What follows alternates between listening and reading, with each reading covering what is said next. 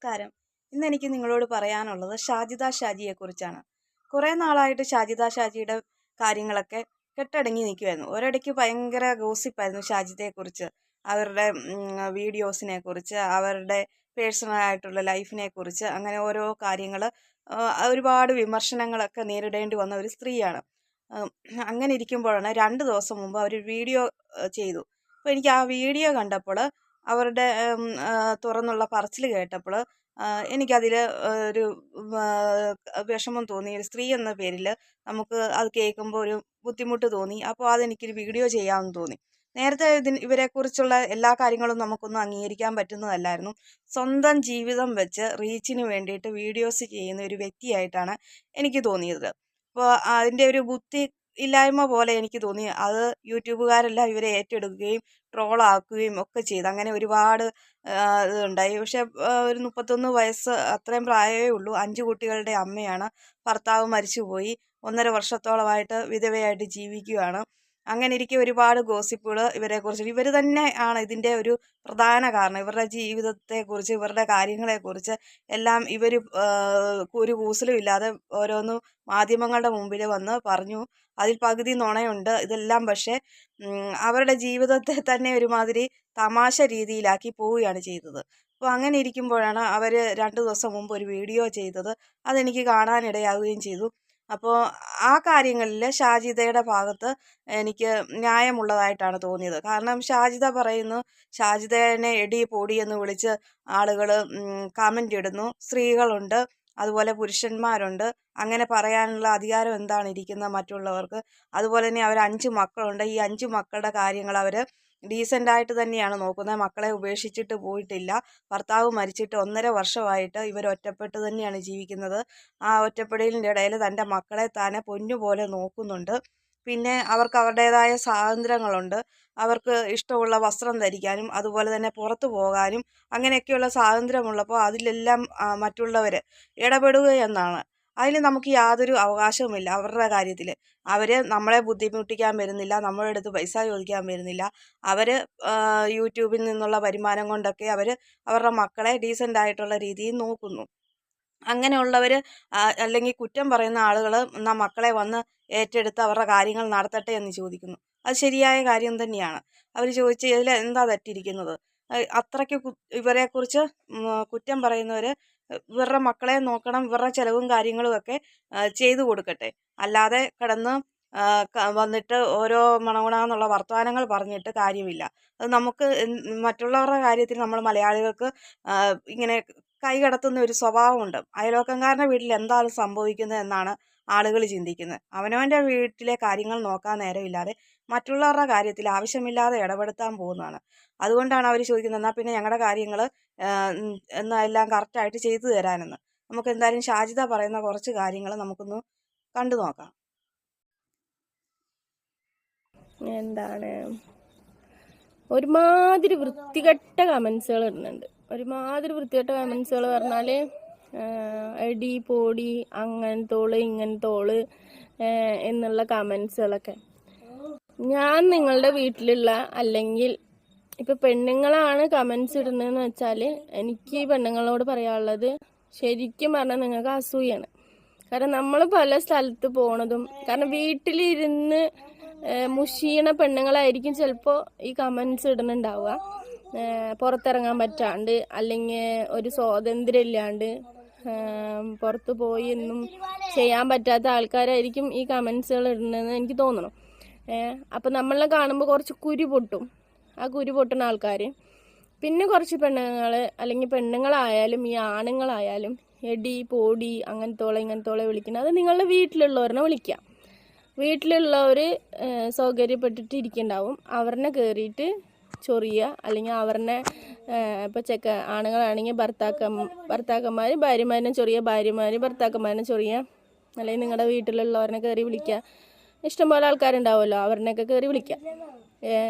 എവിടെയോ കിടക്കണ പെൺകുട്ടികളെ എടി പോടി അല്ലെങ്കിൽ അങ്ങനത്തോളം വിളിക്കണ്ട. നിങ്ങൾക്ക് എൻ്റെ പറഞ്ഞാൽ ഞങ്ങളുടെ വീഡിയോസ് കാണാൻ ഇഷ്ടമല്ലെങ്കിൽ നിങ്ങൾ വീഡിയോസ് കാണണ്ട. നിങ്ങൾക്ക് അൺസബ്സ്ക്രൈബ് ചെയ്യുക, അല്ലെങ്കിൽ നിങ്ങൾക്ക് എന്തൊക്കെ ഓപ്ഷൻസ് ഉണ്ട് വീഡിയോസ് നിങ്ങൾക്ക് ഇതാക്കിയിട്ട് പോവാം. അല്ലാതെ തോന്നിയാസം കയറി കമൻസിൽ കയറി ഇടുക. അതുപോലെ എൻ്റെ ഡ്രസ്സിങ് കാര്യങ്ങൾ, എൻ്റെ ഡ്രസ്സും കാര്യങ്ങളും എൻ്റെ ഇഷ്ടമാണ്. എനിക്കിഷ്ടമുള്ള പോലെയാണ് ഞാൻ ഡ്രസ്സ് ഇടുക. അല്ലാണ്ട് നിങ്ങൾ പറയുന്ന പോലെ എല്ലാ ഡ്രസ്സിങ് ധരിക്കാനല്ല ഞാനിവിടെ ഇരിക്കുന്നത്. എനിക്ക് എൻ്റേതായ ഇഷ്ടങ്ങളുണ്ട്, എനിക്ക് എൻ്റേതായ കാര്യങ്ങളുണ്ട്. അതുപോലെ പിന്നെ എനിക്കിത് നിർത്തിപ്പോയിക്കൂടെ, അല്ലെങ്കിൽ നിനക്ക് വേറെ പണിയൊന്നുമില്ലേ എന്ന് ചോദിക്കുന്നവരോട്, നിർത്തിപ്പോയിട്ട് എൻ്റെ 5 മക്കളെ നിങ്ങൾ പോറ്റുമോ അല്ലെങ്കിൽ നിങ്ങൾ നോക്കുമോ? ഇല്ലല്ലോ. എനിക്ക് എൻ്റെ വരുമാന മാർഗം ഏതിലാണോ അത് ഞാൻ തിരഞ്ഞെടുത്ത് ഞാൻ അതിലൂടെ ജീവിക്കുന്നു. ഒരാളിനെ ശല്യപ്പെടുത്തണില്ല. കാരണം എൻ്റെ പൈസ അല്ലെങ്കിൽ ഞാൻ നെറ്റ് കയറ്റിയിട്ട് ഞാൻ കഷ്ടപ്പെട്ട് ഞാൻ വീഡിയോസ് എടുത്ത് അല്ലെങ്കിൽ ഞാൻ എവിടെയെങ്കിലും പോയിട്ട് വീഡിയോസ് എടുക്കണേന് നിങ്ങൾക്ക് കുരു പൊട്ടേണ്ട ആവശ്യമില്ല. പിന്നെ ഒന്നാമത്തെ കാര്യം, പിന്നെ ഈ പറയുന്ന ആൾക്കാർ ഇക്ക മരിച്ചു അങ്ങനെ ആക്കി ഇങ്ങനെ, ഇക്ക മരിച്ചു എന്ന് പറഞ്ഞിട്ട് എൻ്റെ മക്കളെ ഇട്ടിട്ട് എവിടെയും സൂഹിക്കാൻ ഞാൻ പോയിട്ടില്ല. പിന്നെ പോണ ലോങ് സ്ഥലങ്ങളിലൊന്നും മക്കളെ കൂട്ടിയിട്ട് പോകേണ്ട ആവശ്യമില്ല. അവർ പഠിക്കുന്ന മക്കളാണ്, അവർക്ക് പഠിക്കാനുണ്ട്, അവർക്ക് സ്കൂളിലേക്ക് പോകണം. അല്ലാണ്ട് പോണോടത്തേക്കൊക്കെ എൻ്റെ മക്കളെയും കൂട്ടിയിട്ട് പോകേണ്ട ആവശ്യമില്ല. ഞാൻ ഓരോരോ കാര്യങ്ങൾക്ക് വേണ്ടിയിട്ട് പോവും. അല്ലെങ്കിൽ ഇപ്പോൾ ഈ പറയുന്ന നിങ്ങളൊക്കെ മക്കളെയും കൂട്ടിയിട്ടല്ലല്ലോ നിങ്ങളുടെ ആവശ്യങ്ങൾ ചെയ്യാൻ പോണത്. എടാ മിണ്ടാണ്ടിരിക്കേ, വീഡിയോ എടുക്കണ്ടേ.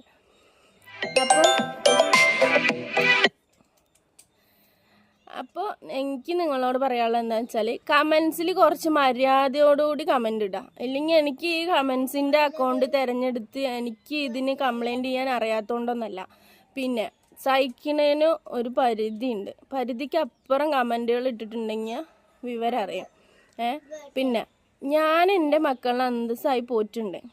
പിന്നെ ഞാൻ പണിക്ക് പോവാത്തതിൽ ചൊറിയുന്ന ആൾക്കാർക്ക് ചൊറിയുണ്ടെങ്കിൽ നിങ്ങളെന്നാൽ എൻ്റെ ഈ മക്കളെ ഏറ്റെടുത്തിട്ട് നിങ്ങൾ നോക്കി നിങ്ങൾ ബാക്കിയുള്ള കാര്യങ്ങളൊക്കെ ചെയ്യും. എന്നെ പണിക്ക് ഇപ്പോൾ ഈ പറയുന്ന പെണ്ണുങ്ങൾ വീട്ടിലിരുന്നിട്ട് ചൊറിയും കുത്തിയിട്ട് കെട്ടിയവന്മാർ കൊണ്ടുവന്ന് സമ്പാദിച്ച് കൊണ്ടുവന്നിട്ട് ഇരുന്ന് തിന്നിട്ട് എല്ലിൽ കയറുന്നവളമാരാണല്ലോ ഇങ്ങനത്തെ കമൻസ് ഇടുന്നത്. അവർക്കറിയില്ല മക്കളെ പോറ്റണതിൻ്റെ കഷ്ടം എന്താണെന്ന്. പിന്നെ കുറേ പേര് പറയും ഞാനും ഭർത്താവില്ലാണ്ട് പണിക്ക് പോയിട്ടാണ് ജീവിക്കുന്നത്. ആയിക്കോട്ടെ, നിങ്ങൾ ഭർത്താവില്ലാണ്ട് പണിക്ക് പോയിട്ട് മക്കളെ നോക്കി ജീവിക്കുന്നുണ്ടെങ്കിൽ നിങ്ങളുടേതായ രീതിയിൽ നിങ്ങൾ ജീവിക്കുക. എനിക്ക് എൻ്റേതായ രീതിയുണ്ട്, എനിക്ക് എൻ്റേതായ കാര്യങ്ങളുണ്ട്, ഞാൻ ആ വഴിയിലൂടെ ജീവിക്കണം. ഓക്കെ, അതിൽ നിങ്ങൾ ഇടപെടാൻ വരരുത്. പിന്നെ പറയാനുള്ളത്, എവിടെ പോയാലും ഈ ചെക്കന്മാരനെ അല്ലെങ്കിൽ എന്താ പറയുക ആണുങ്ങളെ കമ്പയർ ചെയ്തിട്ട് സംസാരിക്കേണ്ട ആവശ്യമില്ല. പിന്നെ നീ എന്തിനു ഒറ്റയ്ക്ക് പോണ്, നീ എന്തിന്, ഞാൻ ഒറ്റയ്ക്കാണ്. ഇപ്പം ഞാൻ പറയട്ടെ, എൻ്റെ ഇക്ക മരിച്ചിട്ട് ഇപ്പോൾ 1.5 വർഷമായി. അപ്പോൾ ഈ 1.5 വർഷമായിട്ട് ഞാൻ ഒറ്റയ്ക്കാണ്. എൻ്റെ വീട്ടിൽ വേറെ സഹോദരങ്ങളോ അല്ലെങ്കിൽ വേറെ ആൾക്കാരോ എന്നെ കൊണ്ടുപോകാനോ അല്ലെങ്കിൽ നമ്മളിപ്പോൾ എവിടേക്കെങ്കിലും പോകണമെങ്കിൽ ആളില്ല. ഞാൻ എല്ലാവിടെയും ഒറ്റയ്ക്ക്, നമ്മളെ ഒറ്റയ്ക്കാക്കിയിട്ട് പോയപ്പോൾ നമ്മൾ ഒറ്റയ്ക്കായി. അപ്പം ഇനി നമ്മൾ ധൈര്യത്തോടെ ഒറ്റയ്ക്ക് മുന്നേറണം. ഒറ്റയ്ക്ക് ജീവിക്കുന്ന സ്ത്രീകളില്ലേ, ഒറ്റയ്ക്ക് മുന്നോട്ട് പോണ സ്ത്രീകളില്ലേ, അവരുടെ പോലെ നമ്മൾ ഒറ്റയ്ക്ക് പറയുന്ന വാക്കുകൾ നിങ്ങൾ എല്ലാവരും കേട്ട് കാണില്ലേ? അത് അവരുടെ ഭാഗത്ത് ഈ പറഞ്ഞിരിക്കുന്ന കാര്യത്തിൽ ന്യായമായിട്ടുള്ള കാര്യം, എല്ലാ കാര്യങ്ങളും അല്ല ഞാൻ പറയുന്നത്, ഇവർ ഈ പറഞ്ഞിരിക്കുന്ന വീഡിയോയിൽ പറഞ്ഞിരിക്കുന്ന കാര്യങ്ങളിൽ ന്യായമായ കാര്യം തന്നെയാണ് അവർ പറഞ്ഞിരിക്കുന്നത്. അവരുടെ ടൈറ്റിൽ തന്നെ, ആ വീഡിയോയുടെ ടൈറ്റിൽ തന്നെ, എന്നെ എൻ്റെ 5 മക്കളെയും വെറുതെ വിടൂ, ഞങ്ങൾ സമാധാനത്തിൽ ജീവിച്ചോട്ടെ എന്നുള്ള ഒരു അപേക്ഷയോടുകൂടിയാണ്, ഒരു കൂപ്പുകൈയോടുകൂടിയാണ് അവർ ടൈറ്റിൽ തന്നെ കൊടുത്തിരിക്കുന്നത്. അപ്പോൾ അവർക്കുണ്ടാകുന്ന ബുദ്ധിമുട്ട് എന്തോരോ ആണെന്ന് നമുക്ക് മനസ്സിലാവും. ഒരുപാട് പേര് കമൻറ്റ് സെക്ഷനിൽ വന്നിട്ട് മോശമായ രീതിയിൽ പറയുന്നുണ്ട്, അവർക്ക് പ്രതികരിക്കാൻ പറ്റിയില്ലാഞ്ഞിട്ടല്ല എന്നൊക്കെ പറയുന്നത്. കമൻറ്റ് സെക്ഷൻ ഓണാക്കിയിടുമ്പോൾ ഒരുപാട് ആളുകൾ, എല്ലാ മനുഷ്യരും ഒരേ സ്വഭാവമുള്ള ആളുകളല്ല. ഇവരുടെ മുൻപുണ്ടായിരുന്ന വീഡിയോയിലെ കാര്യങ്ങൾ, അവരുടെ ജീവിതം, ആ രീതിയൊക്കെ വെച്ച് ആളുകൾ ആ ഒരു രീതിയിൽ തന്നെയാണ്. ഇപ്പോൾ എത്ര നല്ല ഒരു വീഡിയോ ചെയ്തെന്ന് പറഞ്ഞാലും അവർ ആ രീതിയിൽ കണ്ടേക്കുന്നതുകൊണ്ട്, മുമ്പ് അങ്ങനെ കണ്ടേക്കുന്നതുകൊണ്ട് ആ രീതിയിൽ തന്നെയാണ് അവർ പ്രതികരിക്കുന്നത്. അങ്ങനെയാണ് കമൻറ്റ് വരുന്നത്. അതും എല്ലാവരെയും കുറ്റം പറയാൻ പറ്റിയ കാര്യവുമല്ല. പക്ഷേ ഇവർ പറഞ്ഞിരിക്കുന്ന കാര്യം, നമ്മൾ അവരെ ആവശ്യമില്ലാതെ അവരുടെ ലൈഫിലേക്ക് ഇടപെടേണ്ട കാര്യമില്ല. അവർ ഒരു ദിവസം ടൂറ് പോയി എന്നാണ് അവർ പറയുന്നത്. ടൂറ് പോയപ്പം അവിടെ ഏതാണ്ട് ഓരോ എന്തോ പാർക്കിലോ അങ്ങനെ എങ്ങാണ്ടൊക്കെയാണ് കയറിയിരിക്കുന്നത്. അന്നേരം അതിൻ്റെ ഫീസ് എങ്ങാണ്ട് 750 രൂപയാണ് ഒരാൾക്ക്. അപ്പോൾ ഈ 5 മക്കളെ ഇവരും കൂടെ പോകണമെങ്കിൽ ഒരു ഒരു നല്ല തുകയാകും. അതിനുള്ള പൈസ അവരുടെ കയ്യിലില്ല. അത് തന്നെയല്ല, കുട്ടികൾക്ക് സ്കൂളുണ്ട്. അപ്പോൾ അവർ തന്നെ പോയപ്പോൾ അവർ വീഡിയോ ചെയ്തു. അത് അവർ അപ്ലോഡ് ചെയ്തു. അപ്പോൾ ഇതൊക്കെ കണ്ടവരെന്തിനാ നീ തന്നെ പോയേക്കുന്നത് എന്നൊക്കെ അവർ ചോദിച്ചെന്ന്. നമുക്ക് ആവശ്യമില്ലാതെ അവർക്ക് പോവോ വരുകയോ എന്താണെന്ന് വെച്ചാൽ അവർ ചെയ്യുന്ന കാര്യത്തിൽ നമ്മൾ മറ്റുള്ളവരെ ഇടപെടേണ്ട കാര്യമില്ല എന്നാണ് പറയുന്നത്. തൻ്റെ ഭർത്താവ് മരിച്ചിട്ട് 1.5 വർഷമായിട്ടും താൻ തൻ്റെ മക്കളെ പിന്നെ തള്ളിക്കളയാതെ അവരെ പൊന്നുപോലെ നോക്കുന്നുണ്ട്. അതൊരു വലിയൊരു കാര്യം തന്നെയാണ്. ഇപ്പം പല അമ്മമാരും മക്കളെ ഉപേക്ഷിച്ച് കാമുകന്മാരുടെ കൂടെ പോകുന്ന വാർത്തകൾ നമ്മൾ ഒരുപാട് കേൾക്കുന്നുണ്ട്. ഒരു സ്ത്രീ തന്നെയാണെന്ന് കരുതണം 5 മക്കളെ നോക്കുന്നത്. ഒരു കുട്ടിയെ തന്നെ നോക്കുമ്പോഴത്തെ ബുദ്ധിമുട്ട് നമുക്ക് എന്തോരമാണെന്നറിയാം. അതും മൊത്തം ആൺകുട്ടികൾ. ആ ആൺകുട്ടികളുടെ കുസൃതിയും കാര്യങ്ങളും എന്തോരം ഉണ്ടാകും. ചിരട്ടയിൽ നിന്ന് അഴിയും പോലെയുള്ള ചെറിയ ചെറിയ കുഞ്ഞുങ്ങളാണ്.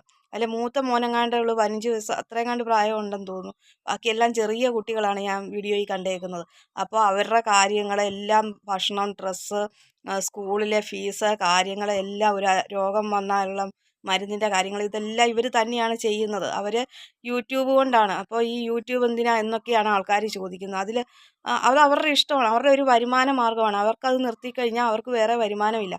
ഈ പറയുന്നവരാരും അവരുടെ വീട്ടിൽ നിന്ന് അവർ പണിയെടുത്ത് കൊണ്ടുവന്ന് ചിലവിന് ഒന്നും കൊടുക്കില്ല. അവർ പറയുന്നത് വെറുതെ വീട്ടിലിരുന്ന് ഒരു പണിയില്ലാതെ ഭർത്താവ് കൊണ്ടുവന്ന് തരുന്ന കാര്യങ്ങളും ഭക്ഷണങ്ങളും കഴിച്ച് വെറുതെ ഇരിക്കുന്ന കുരു പൊട്ടിയ പെണ്ണുങ്ങൾ ഇത് ആവശ്യമില്ലാതെ വന്ന് കമൻ്റ് ഇടുകയും ഇടപെടുകയും ചെയ്യുന്നുണ്ടെന്ന്. അപ്പോൾ അത് അങ്ങനെ അതിൻ്റെ ആവശ്യമില്ല.